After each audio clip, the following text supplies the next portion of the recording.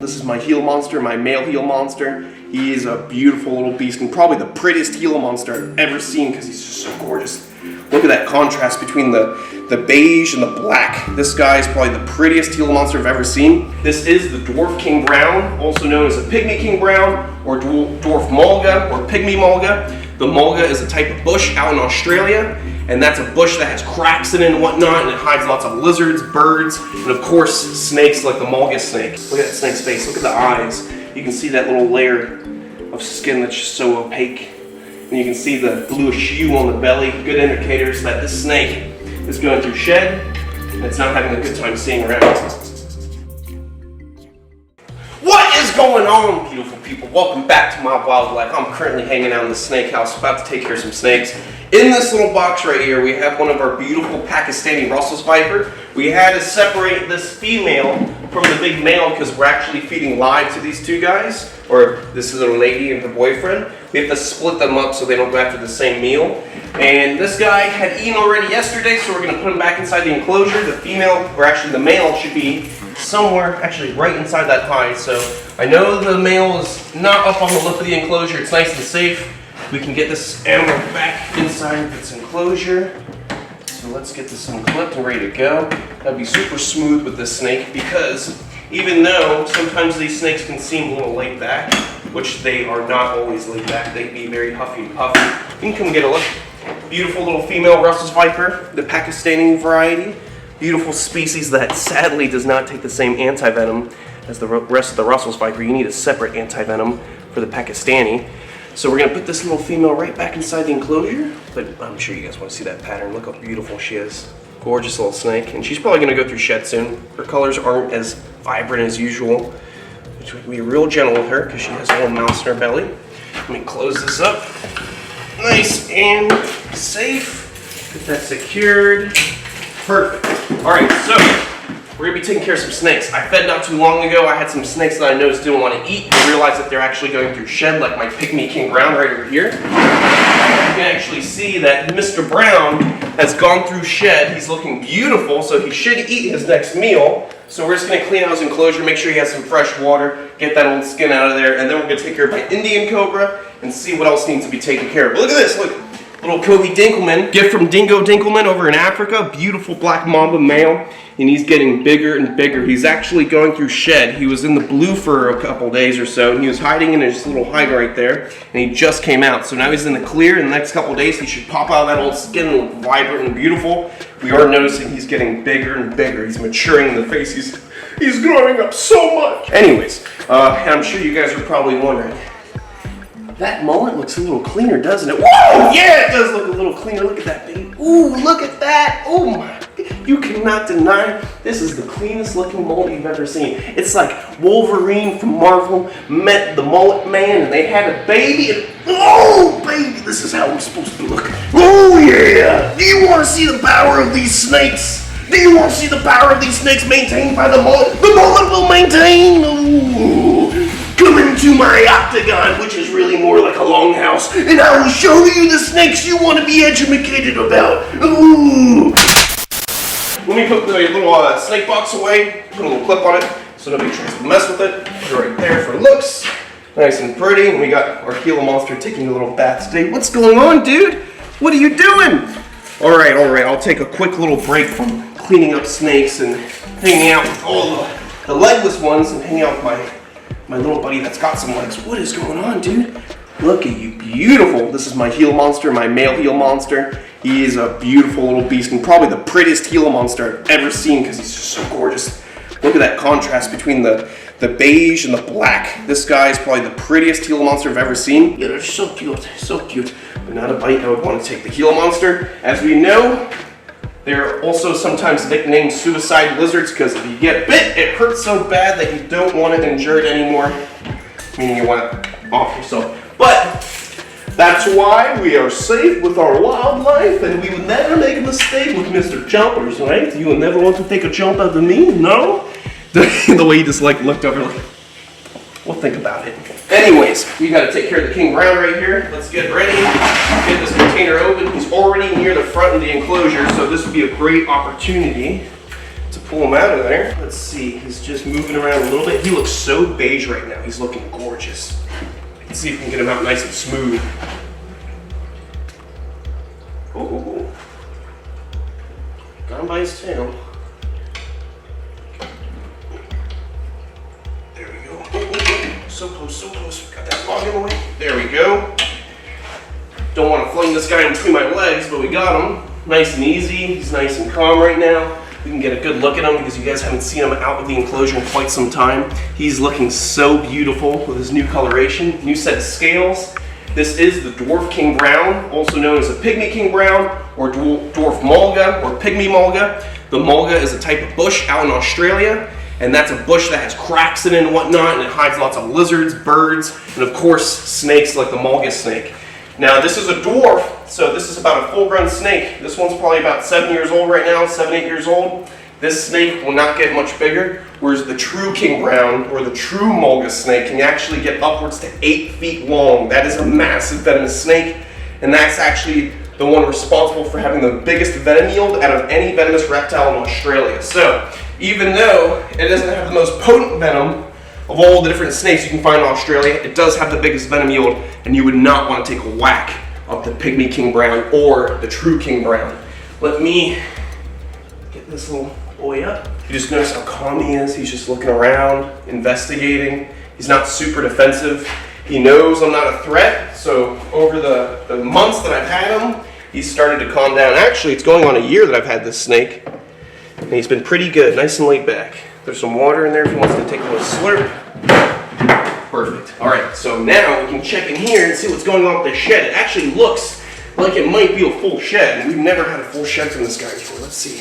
Ooh, this is actually a full shed. Look at this. That's awesome. So this is one of my rarer snakes, or one of the snakes that are not readily available outside of Australia.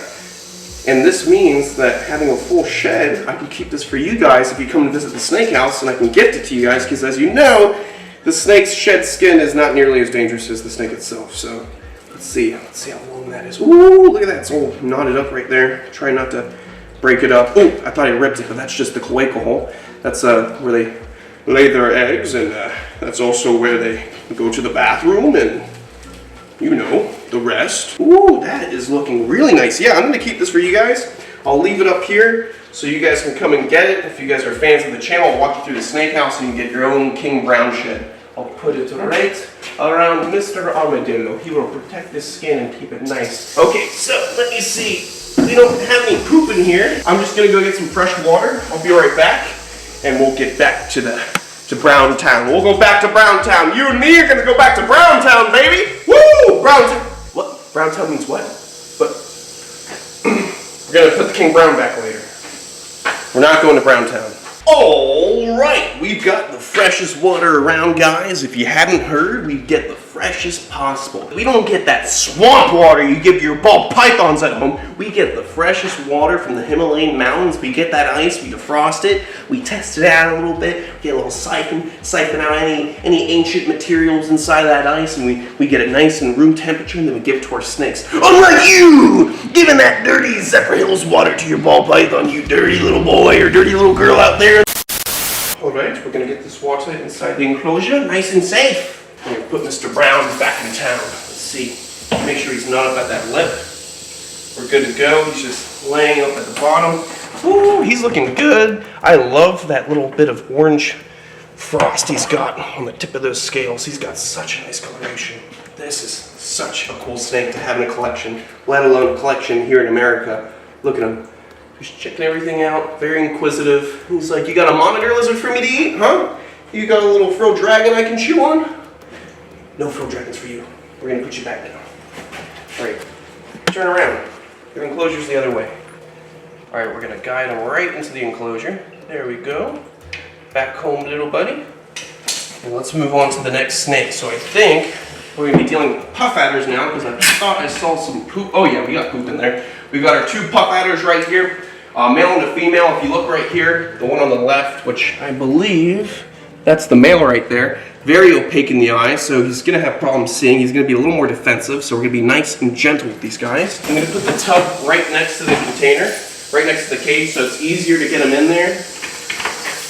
And we're not struggling with them on the hook because these guys can be a little bit flighty on the hook. So if I actually put my can at a level like this to make it easier, we can get them to slide right in there without too much of a hack. See what I mean? These guys are all over the place. Let's get that body right in there. Nice and smooth. And then we get this other guy.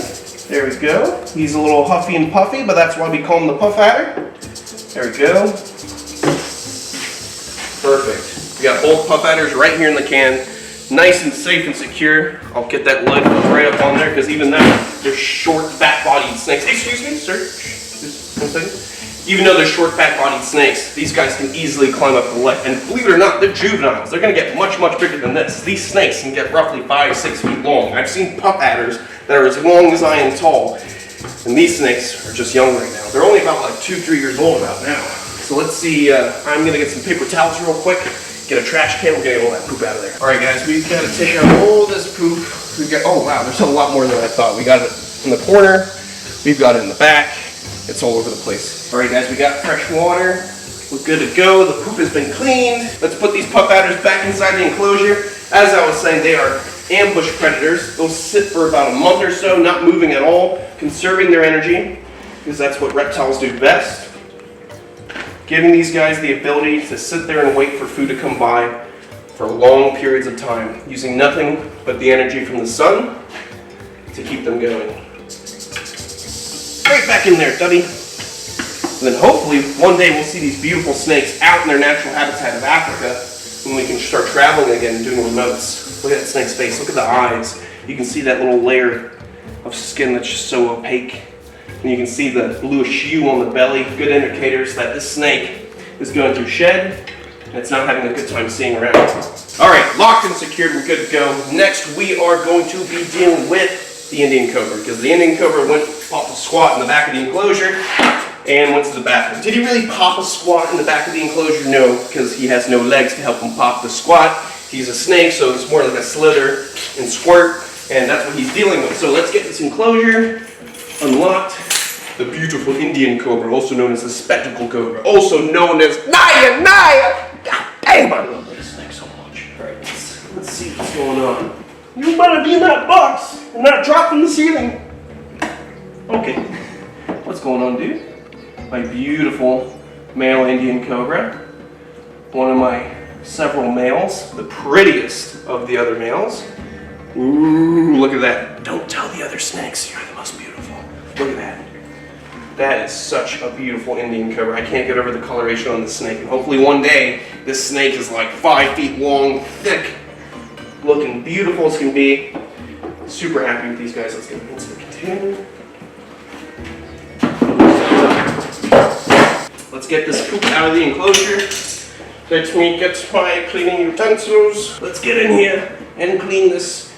Ooh, mamma mia. There we go, good to go. All the poop has been taken care of.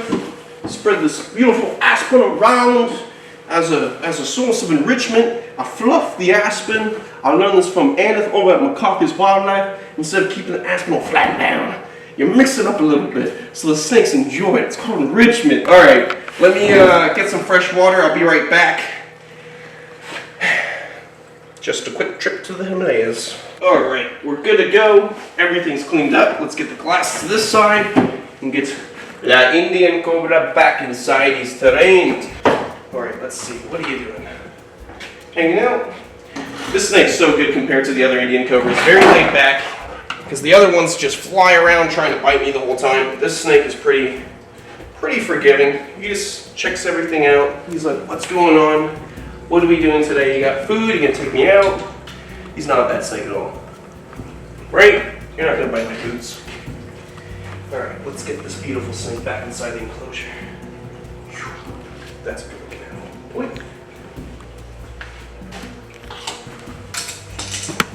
Perfecto. Alright, so I'm gonna lock this up. Get this guy nice and secure. There we go. Bada bing, bada boom. What did happen? I don't know what's happening. She doesn't like my mullet. I guess that's what she's trying to say. Oh. Anyway. Anyways, beautiful people, I hope you enjoyed this episode. Comment below, what do you want to see next? If you guys want to get your own Chandler's Wildlife merch, check us out on Teespring, get your merch while it's out. We're about to drop some new stuff coming out very, very soon, bunch of different designs. And check us out on Patreon to get exclusive content you don't see on the main channel.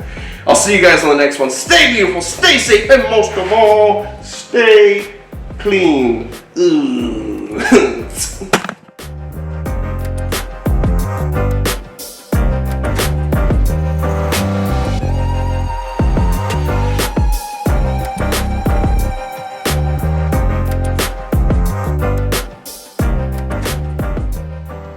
And I will show you the snakes you want to be educated about. Ooh.